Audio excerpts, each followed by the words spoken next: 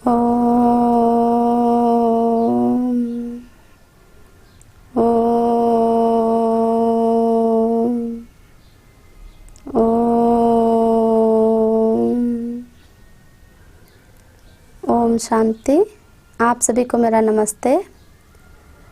मेरा लौकिक नाम सोनी है और मैं यूपी कानपुर की रहने वाली हूँ। मेरी लौकिक माता जी 2010 से ब्रह्मा कुमारी इस ज्ञान में चल रही हैं और वो ही मुझे इस ज्ञान में लाने के निमित्त बनी।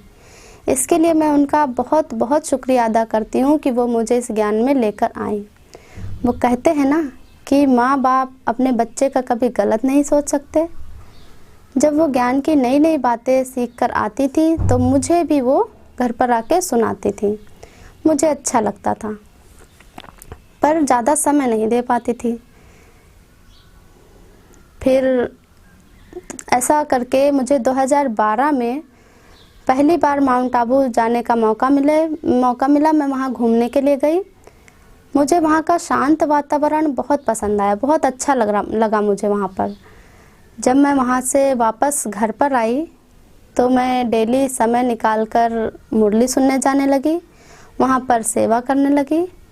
ऐसे करते करते कुछ समय पश्चात मुझे 2 साल के लिए सेंटर पर रहने का सौभाग्य प्राप्त हुआ।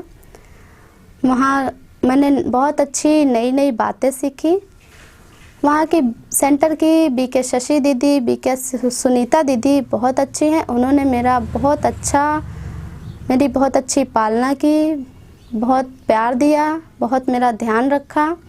फिर इसी के बीच मैं जब सेंटर पर रह रही थी तो मेरी माता जी को बाबा के तीसरे रथ के पार्ट के बारे में पता चला, तो जो कि रायपुर छत्तीसगढ़ में चल रहा है। तो पहले वो मिलकर आई बाबा से। फिर जब उन्हें निश्चय हो गया तब वो मुझे रायपुर लेकर आई। फिर मैंने बाबा मिलन किया। मुझे बाबा मिलन करके इतना अच्छा अनुभव हुआ। मुझे उसी प्यार की फीलिंग आई जो मुझे माउंट आबू में बाबा मिलन पर आती थी। तो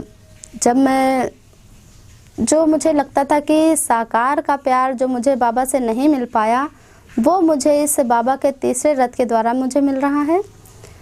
और जैसे मधुबन में पीछे बैठकर मुझे लगता था कि बाबा काश आपकी दृष्टि एक बार मुझ पर पड़ जाती, आपको पास से मैं देख लेती, या बाबा के हाथों से मुझे टोली मिल जाती, तो मेरे दिल की वो सारी इच्छाएं बाबा ने पूरी कर दी। मैं बहुत बहुत भाग्यवान आत्मा हूँ। शुक्रिया बाबा, आपका बहुत बहुत शुक्रिया। जब मैंने बाबा मिलन किया तो मुझे बहुत अच्छा लगा। तो ऐसा करके उसी प्यार की फीलिंग आई मुझे जो मुझे माउंट आबू में बाबा मिलन पर आती थी। पीछे बैठकर मुझे ऐसा लगता था कि काश बाबा के हाथों से एक बार टोली मिल जाती, बाबा को एक बार पास से देख लेती, बाबा की दृष्टि मुझ पर पड़ जाती। तो मेरे दिल की वो सारी इच्छाएं बाबा ने पूरी की। मैं कितनी भाग्यवान आत्मा हूँ बाबा, आपका बहुत बहुत शुक्रिया। मैं आप सभी भाई बहनों से ये कहना चाहूँगी कि ये मेरा वही मधुबन वाला बाबा है। बाबा माउंट आबू में 2017 से नहीं आ रहे हैं।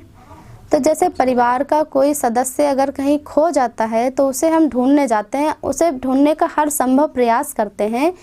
कोई अगर झूठ भी बोल दे कि उस व्यक्ति को वहाँ देखा गया है तो फिर वो हम उसे पता करने जाते हैं, सच का पता करने जाते हैं कि शायद वो व्यक्ति सच कह रहा हो। तो इसी प्रकार हम भी रायपुर आए, बाबा से मिले और मुझे पूरा निश्चय है वो मेरा ही मधुबन वाला बाबा है जो परम धाम में रहता है, वही माउंट आबू वाला बाबा है, ज्योति बिंदु शिव परमात्मा। मैं भी उसी बाबा को याद करती हूँ जिसे आप याद करते हैं। तो आप भी आए, भले चेक करने के लिए आए। क्या आपको किस बात का डर है? क्या आपका प्यार, आपकी याद बाबा के लिए इतनी कच्ची है कि माया और अपने पिता के बीच के फर्क को भी नहीं पहचान सकती? आप आए, देखें, फिर आगे आपकी मर्जी। तो मैं सभी भाई बहनों से ये कहना चाहूँगी कि अगर हम रायपुर गए, बाबा मिलन किया, तो उसमें कुछ भी गलत नहीं है। फिर कई मुरलियों में बाबा ने कहा है ना कि आदि सो अंत। इसका मतलब मैं अब तक यही समझती थी कि जो बाबा ने यज्ञ की शुरुआत में जो साक्षात्कार कराया था कन्या और माताओं को, वही अंत में भी होगा।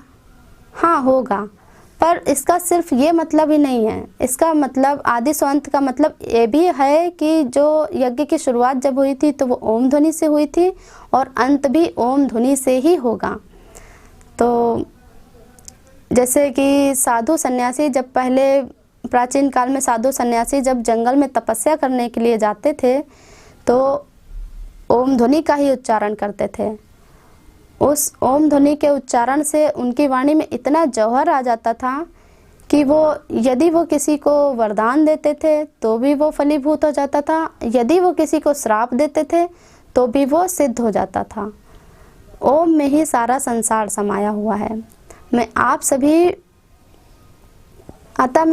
सभी के लिए भगवान से ये प्रार्थना करूंगी, शिव बाबा से ये प्रार्थना करूंगी कि विश्व की समस्त आत्माएं सुख शांति का अनुभव करें। अच्छा, ओ